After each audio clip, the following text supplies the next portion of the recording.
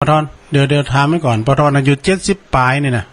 ปทอนเคยหันครูบาเจ้าเขาปีก่อนเคยหันครับอ๋ออยู่ไกลกันเนาะผมอยู่มัสยิดภาษาอ๋อไปอุปถากเพิ่นเนาะไปขยมเพิ่นอุปถากเพิ่นขยมไม่หลายเหรอขยม80ปลายโอ้หลายแต่เนาะมันผมไปอยู่ครั้งแรกนี่ไปอยู่ท่านพิชัยขับปีเป็นมาต่อแป๊บขุนตื่นทีนี้เป็นต่อแป๊บเอาน้ำไปกินพระบาทสามหม้อผมก็ติดตามนำตัวเพื่อนไปแผ่กับไปแผ่ที่5 ดวงพระธาตุดวงเดียวมันล้มหมดเปิ้นแปลงนี่หมูละหมูยางเนี่ยปะกับว่าเอาหมูละหมูยางไปเก็บหินบดินบะทรายอย่างออกก็จะก่อสร้างใหม่พระธาตุดวงเดียวทีนี้โอ้จะเข็บกายังครบยังเบอปวดสมัยนั้นเพราะกันนั้นโตนะครับเพราะกันนั้นโตพ่อสาวพ่อเป๋อโอ้ตอนนั้นปทอนอันต้องไปไกลอ่ะอันครูบาเจ้าเขาปีนี่เปิดสอบสร้างโรงเรียนเนาะไปสอบสร้างโรงเรียนแปลงโรงหามโรงเรียนหลายตีกันเนาะโรงเรียนประตานนี่ก็แม่นะครับแม่น่ะประตานบ้านแซมนี่นะประตานบ้านแซมเนี่ยหลายตีกะแม่ตื่นนั่นเนาะเอาเป็นสร้างแม่เทยกับแม่แล้วนักเดี๋ยวก็ถามตัดบทไปเลยว่าลุงทอนนี่อันหูจักอันแฟนขับคืนตังอันดอยพระบาทมั้งก็มีหลายพระบาทนี่เคยฟังอ่ะตะปุ้นอยู่ตะปุ้นก็ขึ้นพระบาทได้ฟังเนาะครับพอเนี้ยพอสีเมืองเนาะพอสีเมืองบ้านแม่เทยแต่ก่อนผมไปเยี่ยมเป็นเจียกขนาดพอสีเมืองที่เปิ้นดิดซึ่งนะครับเปิ้นดิดบกแวนแต่ป้อนี่กับป้อหมกกันเนาะดิซึ่งป้อหมวกแล้วกับป้อนี่ป้อนันดาเมียงแม่เบียงเถินไม่เรียบเนี่ยโอ้โหเล่าข้าวเก่งเดี๋ยวนี้ก็ตะวาดไปกับข้าวน่ะมันแบบไหนข้าวม่วนกันนะก็มาตั้งเฮาไปเนาะก็มาตั้งเฮานี่ก็หลายกะคืนตั้งเฮานี่ก็ปลูกฟังในจัดหลายแล้วเดี๋ยวนี้พอนอนคืนนี้นอนเหนียวเนาะ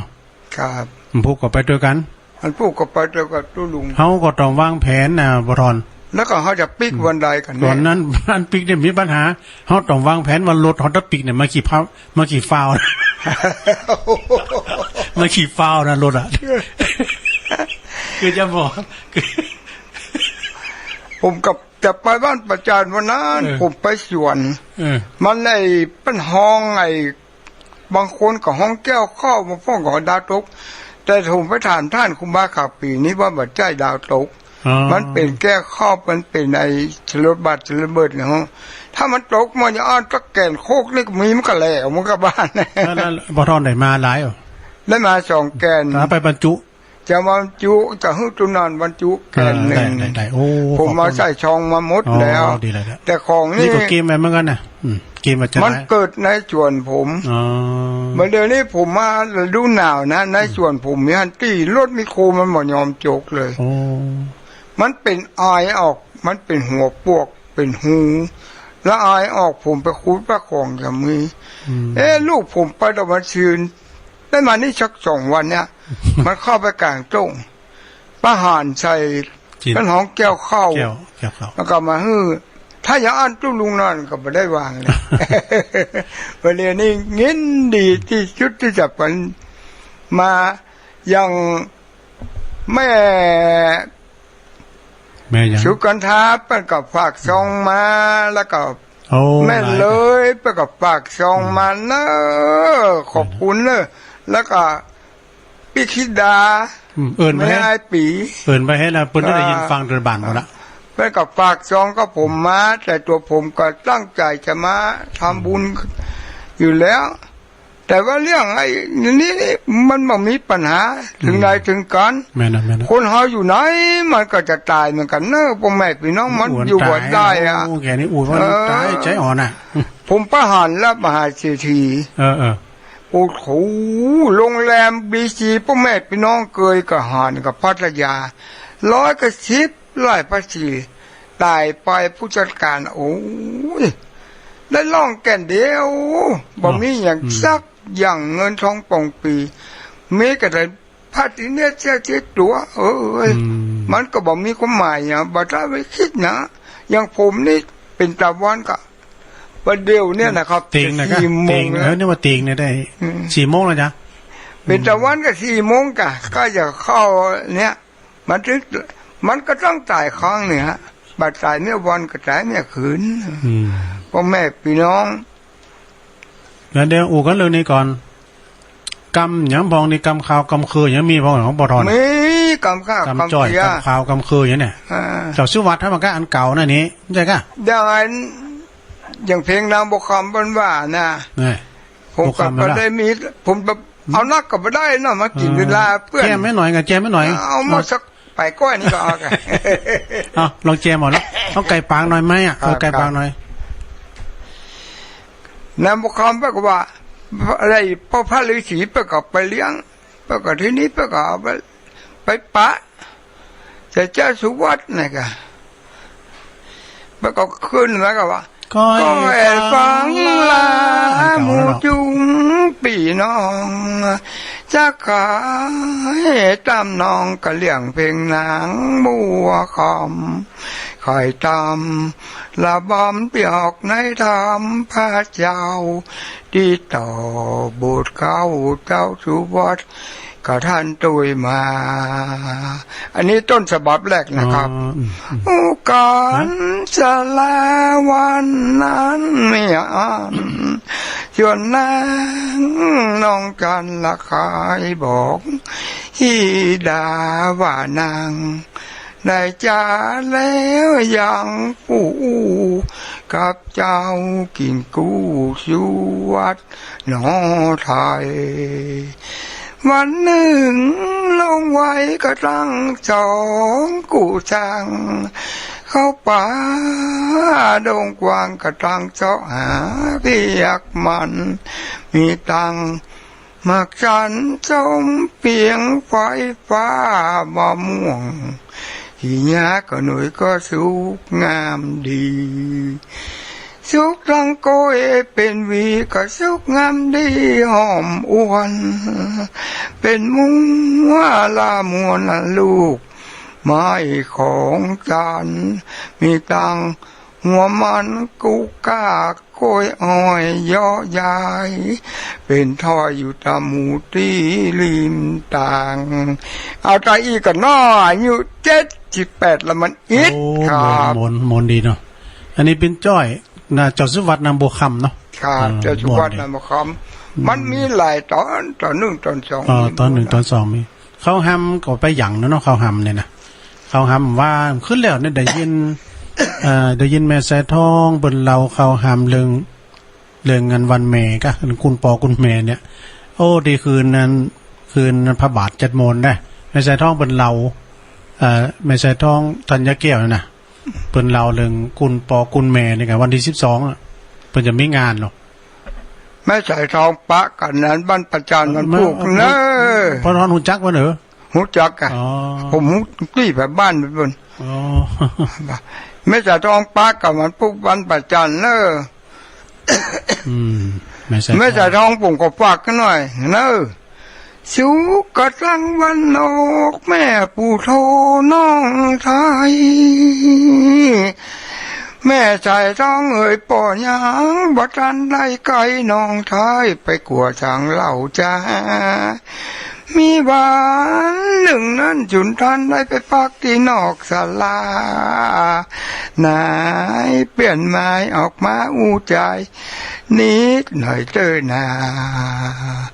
สั่งท้องใส่ท้องเป็นเพิ่งกระถึงบะปูนปักมีสายท้องเป็นขวีก็มาโพนปักเมนตองมาโลปลีเกนที่พ่อได้จือไหนมาจะหือสั่งท้องฮือร้องคำออกมาปู่จากหัวพระปิตาบรรดาหันทรายป่อจะขอวาสาอาหารวันตากับน้องป่อบอกให้มีมึนมอมกับยอดควันตาปีเตียป่อเตียต่างชนีเป็นธรรมดากำ เป็นกรรมมือมีกรรมไม่น่าไม่จาวันนี้ขอฝากคุณแม่สายทองเลยครับนะ กำบักเก่าเนอะอันนี้นะอันนี้จ้อยกำจ้อยบักเก่าข อา อง จา ปะ รย์ ท ครับ อ ผ น มไปแย่สาวบ้านตาลตะกอนม่วนแตะม่วนว่าน้อง มันตันได้เต่าปะเนี่ย ปั้น อ๋อ ผมขึ้นไปตะกอนมันอายุผมประมาณสัก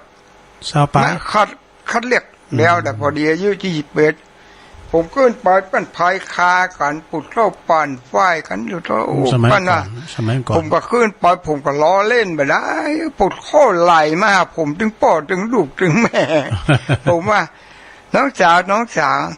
ไอ้คนนั่งนี่ตัวคนหัวนี่คนหนึ่งเตอะ อืม มันก็ว่า โอ้ผมว่านั่งเตอะจะไปนั่งตัดตรงปักอะไรลงตรงอะไรค้อนมัน นี่ ไว้ เป็นอันดูได้ ค้อนจะมาเตอะให้มาเจอแปลงฮอดตะวันแรงจะมากินข้าวนะผมก็ว่าอย่างนี้โอ้ม่วน ทีนี้กับผมกับปอยแผ่กับ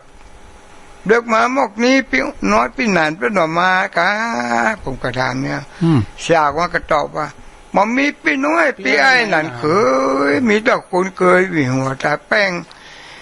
คืนวันผมก็ตอบว่าคืนวันนั้นมหานสายพายมาจ่าล่ำไรคืนห้องเกินแจ้งไอ้บันมีแล้วบันแนวลีกะบอกมีที่ไหนเพราะใครบอกไอ้กำแขนมาไอ้สมัติจะตกมันมีที่กำจะมัดแหกำซ้ำมันแน่นช้ำมันแน่น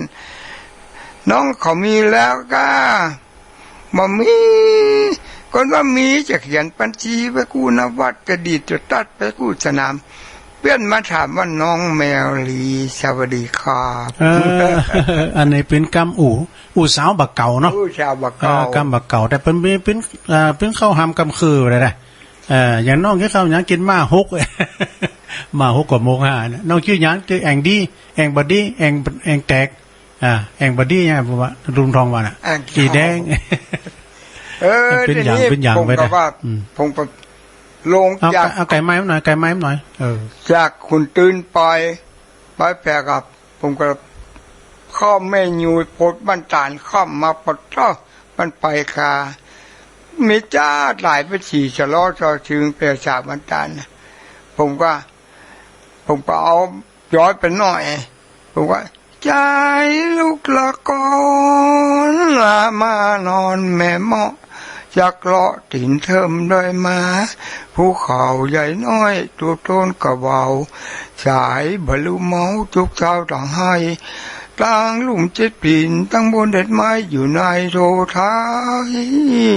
แห่งนองมาจ่าเป็นพายอยู่ที่พี่น้องพอคอยบอกไอ้สักคำกะละเดี๋ยวนี้ตัวปีไม่จางน้องมาจุงจังแก่สังค่าจูใจกินบ้าซ้ำพงเขียบ้ามาจูใจนะลองลักชาวบ้านต่างตะกอนเปิ้นไปจะโชดกันนะครับนั่นน่ะก่อนว่าหมู่ต่างบ้านขึ้นไปปั้นถึงบักคืนเนอะอ๋อเป็นปีเป็นมีน้ำใจนะเป็นป่าพินี อย่างเป็นมีย่านผ มจะลงมากับผมก็ถาม น้องสาวไอ้ถ้าจะลงไปกับนี้ถ้าจะเอาชีวิตมาแลกเนี่ยเนอะเนี่ยหยังเพื่อนอยู่ปัจจุบันนั้นโลจะโดนสหบาทาแต่ก็ไปจะบุบไอ้แหกก้าจะสหบาทาบ้านว่าบอกเป็นหยังกลางนี้เปิ้นถือถ้าคนต่างบ้านขึ้นมาเอวบ้านบอกจะให้โซดเป็นว่าอย่างนี้โตผมก็ลงมาปัญญาผมลงมาแผลปดโตประตูบ้านสีสล้อซอซึ่งเอาผมปรับนางบกคำไปโชยก็เนี่ยกับมันตานะเป็นอันแล้วนี่นะโอ้ม่วนนี่เป็นม่วนเปิ้นจะค้างกันอยู่ก่อนเนาะเปิ้นแบบใจว่าโคตรเป็นเอาไว้เกี่ยวคนละบ้านผมไปปล่อยเปี้ยงพอดีปกนานจีเล็ดมันตีกันนะผมก็อยู่กลางวงได้ๆนะมันบัดตีนะครับคนทางบ้านโอ้บ้านตันดีแต่เกิดจ้าไปหน่อยนะอันพิเศษปทอนกันกันเกิดจ้าไปหน่อยปทอนเดือนนี้เลยเวลามาท่านถามว่าพระจะโทรมาฮะปทอนก็โทรมาได้เนอะ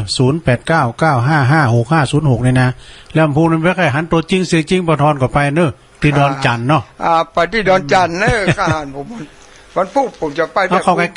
ใกล้ เจ้ากะไก่ก็บอกหูเน้อมันตังกับตังเด็ดสกอยนี่ก็รู้พ่องอ่ะ ตั้งดีแล้วป่อตั้งดีหมดแล้ว มันว่าปัญจาสะพานลี่สะพานเลิกอย่างผมก็บอกหูจักนะสะพานลี่จะได้ก็บอกหูจัก โหเหมือนกันเนอะ มันเป็นสะพานเล็กมันเรารู้จักใต้บนม้าเป็นว่านะ อืม มันมีทางจากเส้นไปทางลำพังกับก้อยไปจากบ่อน้ำฝาปุ้งไปวันสากับก้อยเหมือนกัน เดินเนี่ยปตอน ไร สาย เด ต่อ ส มา เก็ตนี่ เนาะ มันชื่อ เจริญปอน ไหวสากับนมัสการหลวงพ่อพ่อครู ต้องได้จ้ะ ปลอดภัยครั โอ้ บ ไหวสาตัวปีเนอะ โอ้ยฟันคนเข้ากับเก่าเหล่าข้าว เออ สุดยอด ตัวปีสมเพชรเนาะ ครับโอ้สุดยอดฟังแล้วเห็นลูกเลยครับ แล้วอันพุกตัวปีก็ไปนะย่ะ วันปลูกนี้ก็จะมาแจ้งข่าวผมเปล่าเลยครับอ๋ออะไรครับพวกนี้เลยครับ พี่จะได้ครับ มีสองงานครับมีสองงานงานแรก100 วัน อ๋อ แล้วงานที่สองตอนนี้มันประเทศมันรอบการใส่หรือฝากก็แจกลูกพ่อบอกกันละ อ๋อเป็นยัง ตามตะกอของมือพ่อครับคงจะคิดว่าอันพ่ออันนี้ก็อันนี้เมื่อก็ไปหาตู้ลุงที่เราเนาะไปอีกหนึ่งขยันไปหันสถานีต่อการจะไป อ๋อครับ ครับเราอ่อนได้รอแต่มาเป็นเนี่ยสถานะมัน อ๋อ ปิดไม่หลวงอยู่บ้านผมเนี่ยนั่นถามมันแหละไปวัดเราตะไคร้ แก่แหละครับตอนแรกผมว่าตั้งแต่ปีนะต้องเป็นอาจารย์ครับแล้วเดี๋ยวผมจะได้ไปหมู่บ้านเนี่ยขอมาบอกเนี่ย โอ้ คนกวัดกว้าว่ะ ครับเป็นยัง เดี๋ยวขอไปสอนนี่บอกคำเลยว่ะ ไปเตะเนี่ยเนาะ ก็จะแย่สถานบนานพันก็ ปนันพันอ่ะกับฮันได้กันมันไม่อ้อนอ่ะ เดี๋ยวจะท้าเป็นอาจารย์วัดในปากหาง เปิ้น อย่างนี้ครับ อันนั้นกับเปิ้นเป็นแฟนครับแล้วเปิ้นโทรมาเป็นประจำครับ ผมยินด้วยวันนานพัน ปนันพันเนาะ ผมเข้าครับผมเสียทั้งคุณบ่อยไง อ๋อ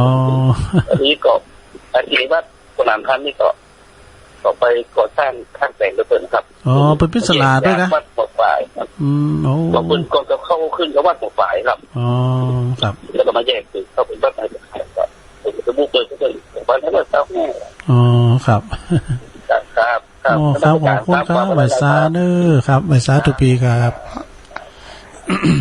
อันนี้ เวลาก็ไล่หลังนั้นเนอะพ่อแม่พี่น้องจะมดเวลาไปจะกินเวลาของคนอื่นนะ เวลาเหลือหลายอยู่อ่ะ มันกับเฮ้ยลุงนันอุปกรณ์นะ ขอบคุณตัวปีสมเพชรหลายๆเนอะเพราะว่าวันนั้นผมได้ไปเจอก่อนปิ้งยังเนาะฝากปัจจัยไปเรียบร้อยเลยเนาะ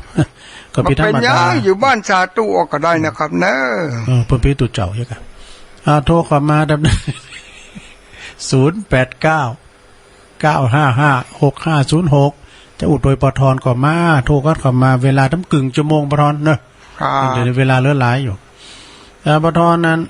อยู่กันบ้านกี่คุ้นอยู่บ้าน อยู่บ้านแต่กับลูกหลานแต่ก็อยู่ทางบนครับ อ๋อ แต่ผมแต่ก็อยู่สองคุณแม่ ป อยู่ ท ส ร องคนนอนสองเท่า แต่วันนี้ลูกผาลาดมานอนโดยวันนี้มันจะไปฉีดยาเข้าพลังไปฉีดยาเข้าผีสังก็หูนะ วันนั้นฉีดพิษอ่ะเอาอย่าง โอ้เอายาดูดซึมไปฉีดอ่ะมันก็ตายหมดอากาศ นึกว่าสำงาม มาเลยนี่ผมจะไปขอข้าเจ้าบรรพจารย์พระชัยลืมกับหมูนะ มาได้กี่นะปีเนี้ยบ้านลีปุ่นบัจมันแรงครับ ได้ไอ้ฝนบัดตกบัดฝนบัดตกบัดได้ ฮัลโหล ที่ก็รู้ อยู่ตั้งใดสลับปีอ่ะเป็นนั้นปึ้งไง ครับผม เป็นนั้นอ่ะ ที่นั้นปึง เป็นนั้นปึ้งได้กันเป็นนั้นปึ้ง ก็เอากูเท่ามาอู้ม่วนเฮ้ยโอ้ยี่กะเอาลูกมังลี่ว่าแม่ตื่นว่าเพื่อนนั้นเป็นอันญาติโยมของอันอาจารย์พระครูอภิวัตเนี่ยกะเป็นมือขวาบ่เนี่ยอ๋อเราได้ยินวันนี้จ้ะเป็นมานอนเป็นเดินมานอนน่ะที่วัดปากทางเจริญน่ะกับเจจีเปิ้นก็เนี่ยก็เคยกันดีนะกะความงูเปิ้นนี่ลึกล้ำมันเป็นพินอันคุ้นบักเก่าเนาะ เล่าความหลังแต่จะดีอ่ะ มีถือสอบถือเข่าอ่ะ ไม่ถือสอนก็จ้อยซอก็ได้หมดอ่ะ ท่อคมแฮมเห็นไหมเมื่อแก่ไปหน่อยเนาะ78เนาะบอลเนาะปทเนาะ78เลยครับมันจะดีมันบอกโอ้ที่แหนพูดท่อมันจะกว้างโด่งดังที่จะจับกันนะ โอ้เด็กโอ้แต่ก็ยังดีอะที่ได้ฟังอยู่ห้องอยู่เนาะพอจะยกก็ยกมาเลยเนอะขอบคุณหลายๆเนอะพี่นานเนอะโอ้จ้าตู้วันจริงตู้ลุงอันนี้พี่นานปึ้งเนอะต้องโกดลงไปเจ้าโอ้โกดมาทำละเพราะนั้นเจอที่ลอกข้าวที่บ้านปัจจาอันที่บ้านในบ้านปาปุมาเกิดอ่ะปลาแพงปาจันไม่ปาจันปาจันบ้านอย่างนะแม่ปทุมปทุมนะ เจริญปอนเจริญปอนเจ้าไว้จ่าเจ้าแม่อยู่ไหนนั่นตะกุ้ยไม่ก้อยแม่ก้อยอะแม่ก้อยนะเจ้าแม่ละเจ้าปลาโกยเนาะท่านเอาคนเท่ามาอีกโอ้ม่วนท่านเลยนั่นน่ะท่านปลูกปลากันเนี่ยไม่ต้อยเนอะโอ้ขอเนี่ยมาตลอดเลยเดี๋ยวผมนั่งกับผู้ลุงนั่นเนี่ยนะมันปลูกปะกันพุทธบ้านประจานพุทธแม่ต้อยเอ้ยแล้วเอาข้าวต้มไปฝากกันห้องเนอะไว้จ่าเจ้าท่านถ้าเหตุห้านะออกกับไปต้มเลี้ยงกันพ่อแม่ก้อยนี่เปิ้นอยู่พี่เปิ้นอยู่ปากกวยสุพรรณขอบคุณแม่ก้อยนะครับเจริญปอนไว้จ่าน้องเบลเนอร์อูก็ลุงนั้นอูล่ะวันนี้ฟังแขกรับเชิญไปเนาะเอาโทรมาเลยโทรมาที่ลงที่ลุงนันเตอร์ผักก็ได้ยินไอ้ก้อนกับได้ข้าวกับได้โทรมาอยู่อ่ะเพลงกับได้โอเคนี่หูมจะดีตัวนะหูเพิ่นได้ยินทีก็ต้องเอิ้นหูเพิ่นไม่ค่อยดีอันนี้ผมผู้พิการใส่ตาน้องเบลนี่ฮู้จักอ่ะตุลุงฮู้จักอ่ะแต่ว่าได้ยินเพิ่นได้ยินแนะนำคือลุงบ่ได้ยินเพิ่นไม่ได้ยินหูบ่ดีเจอโชคดีเด้อขอบคุณกำลังใจครับผมก็เลยไปแจ้งเนี่ยใดเนาะพ่อแม่พี่น้องมาเพลงนากับบัดเนี่ยผมก็เลยร้องเพลงออกบ้านบอกว่ารักเกินเจริญปอนนี่พระเอาลักเนาะครับมันมาเป็นไล่นะพระเอาลักได้เป็นไล่นะได้กะน้องเบลจะแนะนำตัวเดี้ยแนะนำน้องเบลนะจะแนะนำตัวเดี้ยเราปะทอนกับหมูเลยน้องเบลปอกันอ่ะน้องเบลตั้งใจว่าจะแนะนำครับปะทอนกับยูไปสิอ่ะนั่นกะมันเข้าใจกันอ่ะแบบเป็นไล่นั้นมันจะมีท่านเป็นอย่างเนาะปะทอนอู่ครับมันพระเอาลักนะอันนี้พระเอาลักอ่ะอู่เป็นไรพระเอาลักอ่ะหูจักเหรอพระลักเน้นลักอ่ะพระลักเนี่ยเน้นลักอ่ะเน้นลักผมขอโทษนะผมจะมีข้าวในโบสถ์หนึ่งผมจะไปก่อนมาได้ไปในรักกับไปก่อนไปปะกับพูเนอร์เพิ่นจะได้ยินเพิ่นจะได้ยินเพราะสมมติเนาะครับขอบคุณพระอาจารย์หลวงพ่อเนอครับผมจะล่าข้าวในโบสถ์ในรักแต่เอาน้อยเดียวนะข้อมือไปไหนปอนตอนนั้นที่การร้องก็ลงโยมพิสมัยอ่ะโหละคุณโยมพิสมัยนนรักเน้นรักปัญญานันครับแล้วมันประกาศเน้นรักเจอผมมันเล่านี่ก็ถ้าเล่าผมไปเล่าฟังนะเจ้าชัดเจนจ้ะฮ่อต่อมาอย่าข้ามไปถึงพะเยาเนอะนั้นถ้าเสียงดังดีเนาะชัดเจนเนี่ยวันนั้นถ้าลุงฟังน้องเช็คสัญญาณมันเป่าอ่ะ มันข้ามไปถึงอำเภอเมืองพะเยานะโอ้ไปไกลได้ก็ได้อันนั้นเปิ้นไม่ได้ฟังจาก Facebook นะอ๋อฟังวิทยุอ่ะวิทยุเจ้าไปไกลได้ก็มันเกินชั่วโมงแรกวันเสาร์อ่ะถ้าช่วงย้อนจะฟังเด้อจะได้ฟังย้อนเช็คฟังเช็คสัญญาณเจ้าถ้าเน้นลักไปประการเจริญหนังปานจะจูงลงหนองป่าแล้วนะแล้วก็พูดนั้นโยพิสมัยเด้อเนาะจ้าฟังตัวนี้ไปเลยมาเป็นไรผมมันบัจจคนตุ๊กมันบ่มีบ่ได้แต่บัจจคนอันนี้คนสันทานนะเป็นของคนสันทานผมเกิดมาอีมันปะกันอีเนี่ยได้อ่ะผมก็เลยแบ่งเพลงนิดหน่อยเอาเพลงกันแล้วเอาเล่าเหรอผมเกิดมาพับเลือทนครอบครัวของผมอยากจนจำก็เป็นคนพิกลพิการตาบอดไม่เห็นผมจึงเป็นเด็กขอทานเช้าคืนโยงจานออกจากบ้านขอทานเลยไปแสนจากไปจากบ้านล้านถิ่นเรียกแม่ผู้หญิง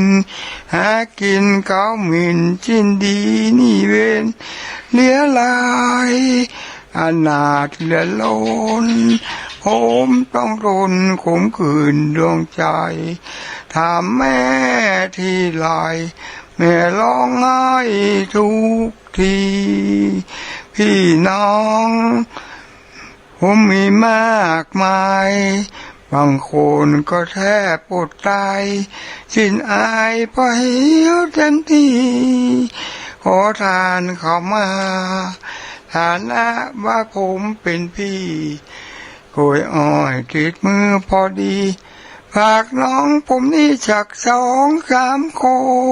นเน้นรักจะไปเข้าใจคันใจอกใจเนอเพลงนี้นะโอ้ก่อนลังได้ยินเนี่ยปะทอนแต่งเอาเพลงไผน่ะเพลงไผไหนครับเพลงสุรพลนั่นใช่กะไม่ใช่เพลงแต่งไปด้านมันด้านนี้ไปเก็บกบเก็บแกะไปกะแต่เน้นรักกับไปเข้าใจผิดว่าผมแต่งจะเน้นรักนำมาใจนะครับนั้นเปิ้นใจคือหมายความว่าพระอาจารย์น้ำหลักนี่เปิ้นแจ้งตึงตานออกตาในเตดน้ำเตดทำได้หมดเน้นรักนี่เพลงไปแต่นี่มันว่าเพลงอย่างสมยศนี่อย่างเจริญปอนเจ้าไอ้สาเจ้าพระลงตั้งใดจ๊ะจ้าแม่นนท์ตะแดดนะจ้าโอ้แม่นนท์ตะแดดจ้าได้ยินเสียงเพลงของตุลุงทอตุไผ่นั่นตุลุงทอนลุงทอนลุงทอนออโทรมาได้เนาะจ้าลุงทอนเพลงเก่งหมดเลยจ้าก็เป็นคุณเก่าให้เนาะวิดีโอเนาะวันนั้นคุณนั้นคุณนี่ก็เป็นมาแต่งเอาเถอะก่อนผมมาจากคนบักเก่าคนเกิดเหมือนยังเซียวอยู่เนี่ยฟังได้ยากนะจ้ะฟังได้ยากเปิ้นน่ะเนาะเปิ้นมีกิเลสโทสะยิ้มอยู่ซุยๆมีเห็นใจป๊อดยังเมียลุงทอนเนี่ยนะใจดีถ้าจะปล่อยวางหมดแล้วเนาะจะดูเป็นคนอารมณ์ดีนะอารมณ์ดีตลอดอ่ะเป็นกำลังใจให้หน้าเจ้าขอบคุณเนอะแม่โนนเนอะขอบคุณนะครับเนอะที่โทรมานะครับเปิ้นว่าลุงทอนเนี่ยห้องเพลงโมนดีว่ะไปแต่งเพลงดีแล้วก็บอกว่าลุงทอนเนี่ยเปิ้นเป็นคนใจดีหน่อยเดี๋ยวฟังครูบามกันก่อนฟังครูบามกันก่อนเด้อครูบาจะอู่ด้วยนะครับเอาเลยครับครูบาครับครูบาศรัทธาครับวันสายซ่อนก่อนนี่ลุงผมซ่อนเลยเอาเลยโอ้ปวดคอนี่เอาฟังแล้วนะแบบแก้ง่ายอ่ะอันนี้คือวันปวดคออารมณ์ปวดคอนี่แบบแก้แบบเท่าง่ายอ่ะอันนี้เรื่องเป็นตัวเลขเอาฟังเสียงปูเสียงซอเสียงห้องเพลงอันนี้มันบรรเลงในหัวใจมีดนตรีนี่หนุ่มตลอดนะพ่อได้ถอนเขาท่าวันนี้สื่อปัญญาคนที่เป็นมีอายุนักนะก็เปิ้นนั่นเด้อ อูก็ปทอนนะปทอนอูก็เป็น ประเดี๋ยวนี้ผมใส่ปทอกเราเป็นอย่างละหูผมมัน เดี๋ยวได้ยินละได้ยินละ ได้ยินนักละ อีกก็เขาจักปทอนก่อน ครับ เจริญปอนปทอน ครับ โอ้ปทอนนี่เป็นคนที่มีอารมณ์ดี โอ้ ดูถ้าฟังปทอนปทอนเอากับข้าวห้ามกับนี่มาอย่างนี้นะต่ออันนี้ถึงปทอนต่ออันนี้ถึงจะคนเป็นสูงไว้เนี่ยปทอน ครับ ฟันควางวันนี้มันมีหลายรสหลายชาติเราลุงยองเป็นเสือทำปทอนเอามากันแล้วกันกันแล้วกันแถมมันเป็นกู้ท่องกันทำแล้วเนาะบัดใช่วันนี้มัน ลุงมาแวะที่วัดปัจจันในไทยได้ปักคนในทอนอยู่ กับ ปากะปากะ ปะ เดี๋ยวเขาเห็นนั่งสนทนากันนปทอน ครับนี่ หันตัวจริงปทอนแท้ๆประเดี๋ยวนี้นะ โทษจากไหนมาเนี่ยประเดี๋ยวเนี่ย ฮะ จากไหนมา เดี๋ยวบทชัดปทอนแข่งกันไป เพิ่ง แล้ว จะเป็นตู้เจ้าเพิ่งเป็นตู้เจ้าเนี่ย มันเป็นตู้เจ้าครับโคตรสุมาแต่คำเนอ กู้กับเพื่อนอ่ะ ครับ ปทอนบอกเคยได้ยินเสียงทุลุงกู้กับเพื่อนเนาะ ได้ยินแล้วผมก็ มันได้งี้มันได้จะได้งี้หนึ่งจะจื้อบ่ได้ครับ จ้ะอย่าโทรหาทุลุงยองเจือของเพราะว่าทุกโดนทุกองค์ถ้ามีเวลากันอย่างที่ท่านทุลุงนิดก็จะโทรหาเนาะถ้าเปิดเวลาสั้นเนาะหาของจะทาก็โทรหานักเทศ ตู้ลุงนิด ด้วยลุงนิดนั่นก็โอ้ครับ มานี่พี่ชีสังฆทานที่ทุลุงยองตั้งหื้อน่ะเจ้าอารมณ์กันเนาะโอ้ผูกปะกันเด้อคนนั้นครับผูกปะกันบ้านประจันเนาะ อยู่ที่มีสุขไปด้วยกันเนาะผูกปะกันทำบุญด้วยกันเนาะ แล้วก็นอนด้วยกันก็จะนอนก็นอนนี่บ่ได้ครับวัด4 2วัดโพงานเต็มเลยถึงเทศถึงท่องเอาโอ้จุ่มเวลาบินเพิ่นน้อยมันต้องเป็นเงินเป็นทองได้หมดเลยเวลาเป็นเงินเป็นทองหมดเนาะถ้าท้ายล้อท่ากับตู้ไปนอนแต่ปุ้นเนี่ยครับแม่นมันพูกเอาไปเพียพองเนอะเปิ้นมักเมี่ยงวันนี้มานี่ก้าลด45 บาทรอนะฮึมานะมันพูกเอาไปเพียที่บ้านประจันพองเนอะเนี่ยนะค่ะโอเคไปนี่ก็นอกก็ได้ทอนเนาะครับประจันก็น้อยมันจะได้บวชสาเนอครับ อันนี้ปทอนอู่ครับหลวงพ่อมานิดหลวงพ่อมานิดก็มาฮู้ว่าอันนี้เป็นไผไหนลูกหลวงพ่อมานิดนี่เป็นตุลุงตั้งชื่อว่าหลวงพ่อมานิดพิชิตสังฆทานเป็นอารมณ์ดีอย่างลุงทอนเนี่ยลุงทอนนี่ก็เป็นคนอารมณ์ดีอู่มนจ้าหวานโสมเสาไปที่ไหนก็แตกหันเนอะมันดิเกมันเข้าใกล้ๆปากอ่ะไม่อ่ะดิเกมันว่าผมกระทึบประเกศดีเกว่าผมว่าปทอนโวนี่ผมเจริญปอนเจ้าอันนี้อันต่อเฮือเนาะบ้านต่อเฮือแม่กระจายทำใจกะแม่สีทอนบ้านป่าไปกระจายเจ้าแต่กันเนาะขอบคุณนะครับเนอะแล้วอู่ก็ปทอนแล้วเหรออู่ก็ปทอนกับแม่สีทอนเนาะเจ้าที่ก็โทรไปโอ้วันดีแบบตุงเนาะแม่สีทอนบ้านเนี้ยก็แม่เจ้าบ้านเนี้ยก็แม่สีทอนอยู่บ้านเนี้ยก็บ้านป่าไผ่สันทรายเด็กอะป่าไผ่สันทรายเนาะอู่ก็ปทอนเนาะอู่ก็ปทอนกินข้าวตอนกับอย่างตะเกียฮะตู้ลูวัดตู้ลูไปได้เนาะไปกันแล้วแม่กี่ข้าวตอนกับอย่างตะเกียกี่ข้าวตอนกับแกงป่าเจ้าถ้าจะลอมเนาะข้าวตอนกับแกงป่าเจ้าค่ะยินดีแม่เนอแม่ทอนแม่สีทอนป่าไผ่ผมไว้เด้ออย่างนี้ดาแม่สีทอนบ้านป่าไผ่สันซ่าใครติดนะติดแล้วรอตัวนี้โทรมาแล้วโทรมันผมได้ก็กินเจริญปอนผมได้กินข้าวน้ำพริกซ้ำบ่ได้เจาะตามจีบอกแขวงคำซ้ำบ่ได้ต้มมันมีพิษอย่างด้วย พระทอนนี่เปิดเป็นคนอารมณ์ดีความจริงนี่บทโต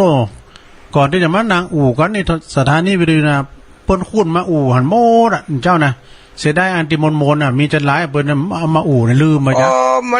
มันก็มันมีนักเนาะมันก็นักกันไปเนาะมันอย่างนั้นตุว่าขี้คานปุ่มมันใหญ่ไม่ก็มันไปค้อนอยู่ฮะมันก็กวนกันเดี๋ยวป้องนั่นนะแกพี่ว่าลุงมังลีมาลุงนี่ลุงที่ไหนพันบาทอ่ะลุงปากตังลุงวัดจังกอม40 บาท40บึ้งเนี่ยตะแก่กันหมดอ่ะตะแก่ถึงไปถึงมาหมดอ่ะจะสูงตั้งเด้อตอนไม่ได้เดือดร้อนครับขอบคุณมากมากมาโดยการเนี่ยขึ้นพื้นนอนนะครับอู่กันขึ้นหุงเนี่ยพื้นนะมันพวกนี้ไปนอนโดยลุงปุ่นน่ะเนอะบ้านประจันนะอู่แล้วเขาต้องวางแผนที่ดีนะลุงนอนเฮาเนี่ยมันมีปัญหาตอนปิดเฮาตั้งแต่ซบตื่นเลยมันเนี่ยผมไปชุบตื่นกับปีจะมีปัญหาหมดเลยอ่ะผมก็แต่งเพลงชุบตื่นไปหน่อยเนาะเมจันเป็นบอกว่าการนี้มันต้องพิโหนะโตเมจันโดนใส่น่ะมันได้ปีกนะบอกผมก็เลยแต่งเพลงชุบตื่นมานั่งรถไฟหัวใจวันไหวลอยลองพี่ตามหาน้องโอ้สมปองที่อยู่สันใจยังหวนมาเมินทำไมบอกคือถึงอ้ายแม่จะฆ่าจะกรรมได้ไปแปะปูนบ่ายโมงข้าตอนไม่ได้กินโทษได้ดีจอประกาศเป็นเหลี่ยเนอะกันมันมีจอประกาศปดผมมีตังค์อยู่700ชื่อข้าวชื่อน้ำเลี้ยงละอ่อนเลี้ยงคนเฒ่าคนที่เอาข้าวมาขายกันช้ำเอาพระไก่หันลุงทอนมาขายก่อนนะบุกไปป้ากันที่มันดอนจันเนี่ยพระไก่หันลุงทอนนะลุงทอนโวลุงทอนได้สมาเจริญปอนนักได้สาธุลุงดีกับไม่ลุงทอนมาช่วยอ่ะแม่บุญพินไงแม่บุญพินเนาะอาจารย์ไปหนึ่งคนก็หนึ่งคนหนักมันผูกไปหามาบุญมันเลยทุลุงหวันที่เราทุลุงเนอะฝากบุญทุลุงลุงเขามันจะได้ประกาศให้พวกอะเนาะเจ้าสาธุเลิกเป็นกำลังใจเลิกโคตรอันนี้นามสกุลเปิ่นขอบคุณเนอะอันนี้แม่บุญพินอ่ำโคตรโรงพยาบาลลานนาเนาะหมดแล้วผมอยู่พระบาทตักผ้าบางคนก็ว่าผมยังเป็นยังธรรมดาเป็นแต่ว่าได้เป็นอย่างคนง่ายคนชื่อนั่งจัดละการคนเดียวมันอยู่คนเดียวเจริญปอนกลับไปสาธุลุงจ้าอุกปทรรอแม่พรเขาจักกับแม่พรประธานจำน้องได้ได้กะน้องพรประเจ้านะน้องพรประเจ้าป๊อบไปตัวเองกับจันนุพรไปฮับเนาะปฏิจันประธานจะไปเมืองอันอย่างดอนจันเลี้ยงกันลงบ้านดอนจันสาธุนุโมทนาเตยนะเจ้าโอ้ยังบอกไปอาการแล้วไปหลายคืนกับเจ้าก็บอกหูนะคืนหนึ่งคืนก็2 คืนบอกหูไอ้ป้อมันมาแน่มันมาแน่พี่จะมีได้หงได้ห้ามยังไงเนาะเจ้าพอไอ้ป้อว่าจะกึดจะถึงอะหยังมาเดี๋ยวนี้ป้อสละลูกต่อขอป้อนอะหยังป้อการงานไหนป้อก็สละไปแล้วเขาวัดเขาว่าอย่างเดียวประธานน้องสั่งเก็บผักหวานเนอะเก่าผักหวานมามีจ้ะอยู่ก้าเจ้ามีผักหวานมีน้องพรไปบ้านปู่เนอะจ้าไปแว่เอาเลยมาเดี๋ยวจะให้นอไม่หวานปะละทำเด็กไปปะกันนะจ้าตะวันหนอนี่เขาเนอะวันพุธน้องจะไปวัดพระบาทนะจ้าเปิดปฏิบัติธรรมวันที่17ประธานไปงานหลวงปู่เนอะครับเป็นพระกันนะเจ้าแล้วจะเงี้ยใดบัดเดี๋ยวนั้นแย่งร่างบัดได้อ่ะทั้งปัจจัยก็ดีไปฐานีลีก็ดีไปแล้วก็พระบาทจากผ้ากับลีกงกันเลยบัดเดี๋ยวนะอีป้อกับผมจะเงี้ยใดอ่ะบัดเดี๋ยวเนี่ยท่าน ฉันเดจินาจารย์น่ะ หลวงพ่อได้นะครับพระพรเจ้ากลับอันลุงยมสาธุอนุโมทนาโดยนะเจ้า ขอบคุณแม่พรหน่อยเด้อ จ้าสาธุกับไว้สาเจ้า พรอันนี้แม่พรปัจจุบันป่าเสาเน้อเปิ้นได้ไปที่เฮาเปิ้นจะไปปฏิบัติธรรมที่อันประบัติตักผ้าเปิ้นจะมีงาน36 ปีในการมรณภาพของหลวงปู่เนาะ12 ถึง 18เด้อ17เป็นวันทำบุญที่วัดพระบาทตักผ้างานใหญ่ด้วยหลวงพ่อก็จะไปหลวงพ่อวัดพระธาตุหน่อยนะเพิ่นก็จะไปอ้าวถ้ามีก็ขอมาทำเรื่องเลยเต็มหานาทีลุงทอนเนาะไปเจ้าอู่กับลุงทอนก่อนมา0899556506มาถึงศูนย์นานพอเด้อวันนี้นะเนาะลุงทอนมีหยังเพิ่มเติมบ้างอู่ไปหรอไม่เป็นยากกันเอานางก็ได้เจี้ยก็ได้จะเจี้ยก็ได้เจ้าเพลงเจ้าในแต่งคนเดียวก็จะได้แต่งคนเดียวอ๋อดีกะไปปอกบ้านไปก็เลยว่าบอกกับลูก